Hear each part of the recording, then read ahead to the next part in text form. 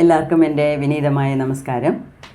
ഇന്നത്തെ വീഡിയോ നമ്മുടെ awesome infotainment ചാനലിൻ്റെ ഇന്നത്തെ വീഡിയോ എന്ന് പറയുന്നത് നമ്മുടെ ജാപ്പനീസിൻ്റെ ബുള്ളറ്റ് ട്രെയിനിനെ കുറിച്ചാണ്.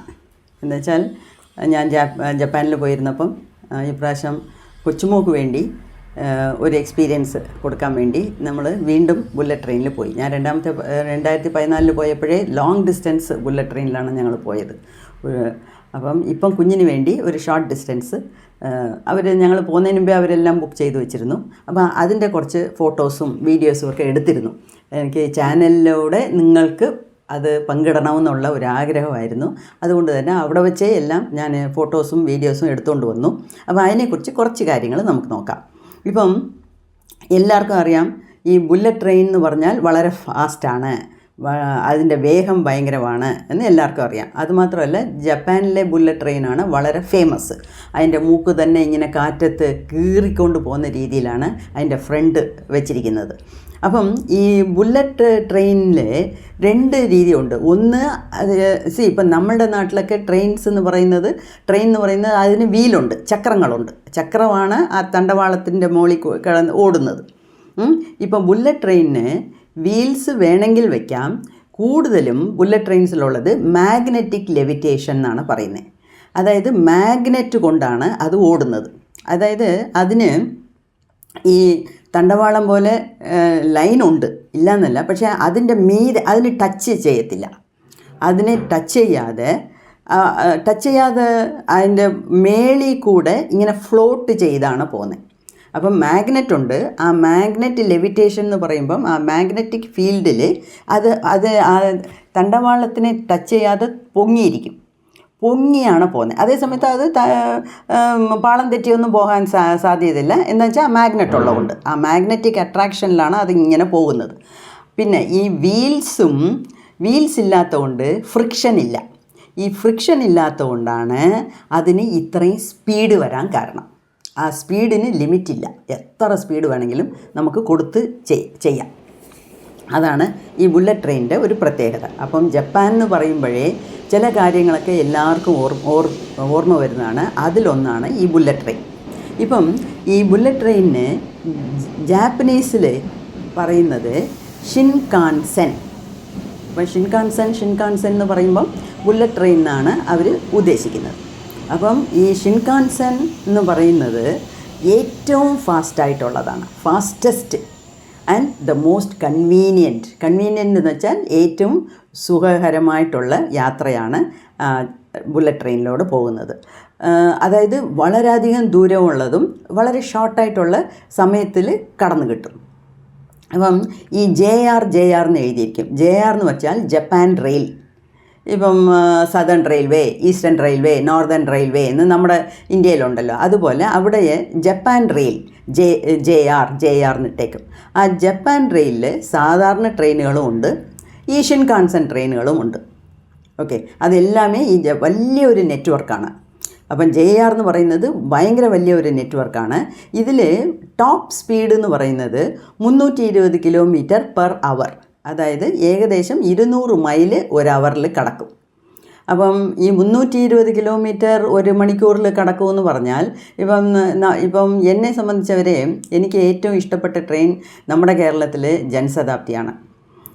ഇപ്പം വന്ദേ ഭാരത് വന്നിട്ടുണ്ട്, എന്നാലും ഞാൻ ഇതുവരെ അതിനകത്ത് പോയിട്ടില്ല. എനിക്ക് ഏറ്റവും ഇഷ്ടമുള്ള ഫാസ്റ്റ് ട്രെയിനാണ് ജൻശതാബ്ദി. അപ്പം മിക്കവാറും എറണാകുളത്തൊക്കെ പോകുമ്പം ജൻശതാബ്ദിയിലേ ഞാൻ കയറത്തുള്ളൂ.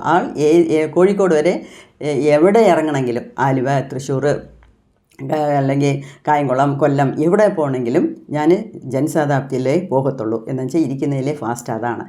ജൻശതാബ്ദിയുടെ സ്പീഡ് എന്ന് പറയുന്നത് ഇപ്പം നമുക്ക് തിരുവനന്തപുരത്ത് നിന്ന് ഇന്നത്തെ സമയം എന്ന് പറയുന്നത് 5:55 പുറപ്പെടും. 5:55 ട്രിവാൻഡ്രം സെൻട്രലിൽ നിന്ന് പുറപ്പെട്ടാൽ എറണാകുളം സൗത്തിൽ പോകുമ്പം 200 കിലോമീറ്ററാണ് ഏകദേശം. ആ 200 കിലോമീറ്റർ ആകുമ്പം 9:15 അവിടെ എത്തുന്നത്. അപ്പോൾ 6 തൊട്ട് 9:15 വരെ വെച്ചാൽ കൂടെ 3.25 മണിക്കൂർ. 200 കിലോമീറ്റർ പോകാൻ നമ്മുടെ ട്രെയിനിൽ ജനശതാബ്ദിയിൽ 3.25 മണിക്കൂർ എടുക്കുന്നുണ്ട്. പക്ഷേ ഇവിടെ 320 കിലോമീറ്റർ തന്നെ 1 മണിക്കൂറിൽ കടന്നു കിട്ടും.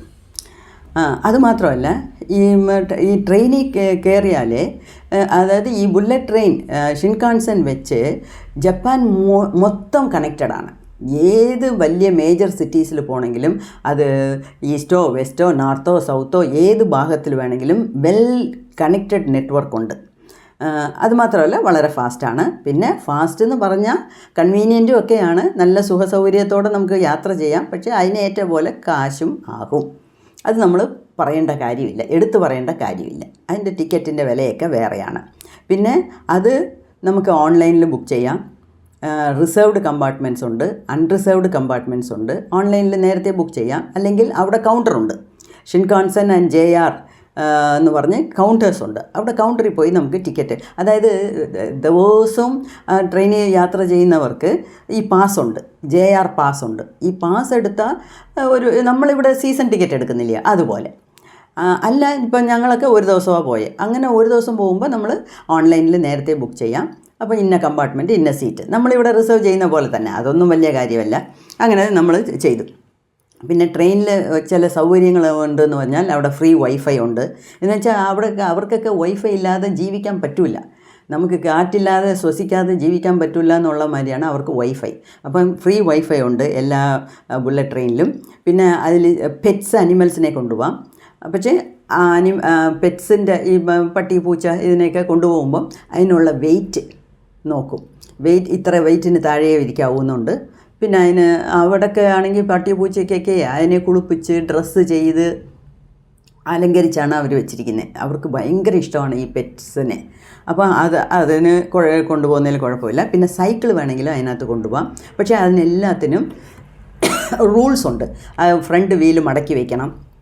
അങ്ങനത്തെ സൈക്കിളുകളെ അതിനകത്ത് കൊണ്ടുപോകാനൊക്കത്തുള്ളൂ. എന്ന് വെച്ചാൽ ബുള്ളറ്റ് ട്രെയിനിൽ റെയിൽവേ സ്റ്റേഷനിൽ ഇറങ്ങിയിട്ട് അവിടുന്ന് ചിലർ സൈക്കിളിൽ വീട്ടിൽ പോകും. അങ്ങനെ ഇപ്പം നമ്മളൊക്കെ റെയിൽവേ സ്റ്റേഷനിൽ ബൈക്കും സ്കൂട്ടറും ഒക്കെ കൊണ്ടുവയ്ക്കുന്നില്ല, അതുപോലെ. പിന്നെ ട്രെയിനിൽ കയറിയാൽ അകത്ത് ഫ്ലൈറ്റ് ഇരിക്കുന്ന അതേ ഫീലാണ്. അത്രയ്ക്ക് സൊഫിസ്റ്റിക്കേഷനാണ്. എല്ലാം കൊണ്ടും നല്ല ഒരു അന്തരീക്ഷമാണ് അകത്ത്. പിന്നെ ഒരു കാര്യം പറയാൻ ഇരിക്കാതെ പറ്റില്ല, അതായത് അവിടുത്തെ പങ്ക്ച്വാലിറ്റി. എല്ലാ ട്രെയിനിനും ബസ്സിനും എല്ലാത്തിനും പങ്ക്ച്വൽ എന്ന് വെച്ചാൽ കൃത്യം സമയം പാലിക്കുന്നതാണ്. പങ്ക്ച്വൽ എന്ന് പറഞ്ഞാൽ ഇപ്പം 11:19 വരും എന്ന് പറഞ്ഞാൽ 11:19 ആ ട്രെയിൻ ആ സ്റ്റേഷനിൽ എത്തിയിരിക്കും.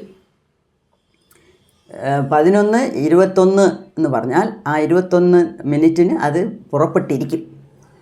പിന്നെ അവിടെ ബസ്സാണെങ്കിലും സാധാരണ ട്രെയിനാണെങ്കിലും ഈ ബുള്ളറ്റ് ട്രെയിനാണെങ്കിലും അവിടെ എല്ലാം ചിട്ടയാണ്, അടുക്കും ചിട്ടയുമാണ്. അവരുടെ ജീവിതമേ അടുക്കും ചിട്ടയുമാണ്. ഇപ്പം നമ്മുടെ നാട്ടിലൊക്കെ ട്രെയിനിലാണെങ്കിലും ബസ്സിലാണെങ്കിലും വന്ന് നിൽക്കുന്നു എന്ന് വെച്ചോണം, ഉടനെ ആളുകൾ ഇടിച്ച് കയറാനാണ് നോക്കുന്നത്. ആളുകൾ ഒരു സൈഡ് ഇറങ്ങും, ഒരാൾ ഇടിച്ച് കയറും. എല്ലാവർക്കും ഇൻകൺവീനിയൻസാണ്, ബുദ്ധിമുട്ടാണ്. പക്ഷേ അവിടെ അങ്ങനെയല്ല. ലാസ്റ്റ് ആൾ ഇറങ്ങുന്നവരെ ആരും കയറത്തില്ല. അപ്പോൾ അവരിങ്ങനെ ലൈനിൽ ഡിസ്റ്റൻസ് വിട്ട് ക്യൂവിൽ നിൽക്കും. അതുമാത്രമല്ല, അവരെ ഇങ്ങനെ ക്യൂവിൽ നിൽക്കുമ്പം ഇറങ്ങാൻ വേണ്ടി സ്ഥലം കൊടുക്കാൻ വേണ്ടി ഇങ്ങനെ ആകും. അവരുടെ ക്യൂ ഇങ്ങനെ ആകും. നേരെ നിൽക്കുന്നവർ ഇങ്ങനെ മാറിക്കൊടുക്കും.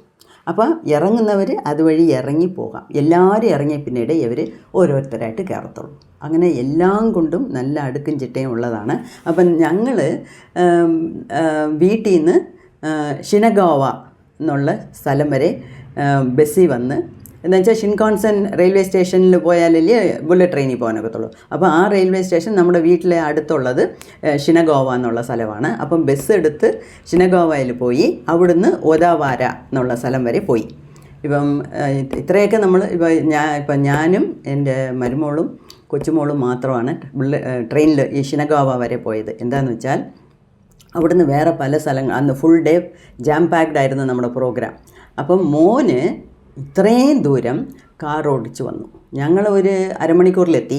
പിന്നെ അവിടെ സ്റ്റാർബക്സിലൊക്കെ കയറി കാപ്പിയും കുടിച്ച് സംസാരിച്ചുകൊണ്ടിരുന്നു. അപ്പോൾ മോന് ഏകദേശം വീട്ടിൽ നിന്ന് 2 മണിക്കൂർ ഡ്രൈവ് ചെയ്താണ് ഞങ്ങളുടെ സ്ഥലത്ത് വന്നത്, റെയിൽവേ സ്റ്റേഷനിൽ വന്ന് പിന്നെ നമ്മൾ കാറിൽ അങ്ങ് പോയി. അപ്പോൾ അതിൻ്റെ ചില ഫോട്ടോസും വീഡിയോസുമാണ് എടുത്തുകൊണ്ട് വന്നിരിക്കുന്നത്. അപ്പം ഇന്ന് അത് നിങ്ങളുടെ കൂടെ പങ്കുവയ്ക്കുന്നതിൽ എനിക്ക് വളരെ സന്തോഷമുണ്ട്. നന്ദി, നമസ്കാരം.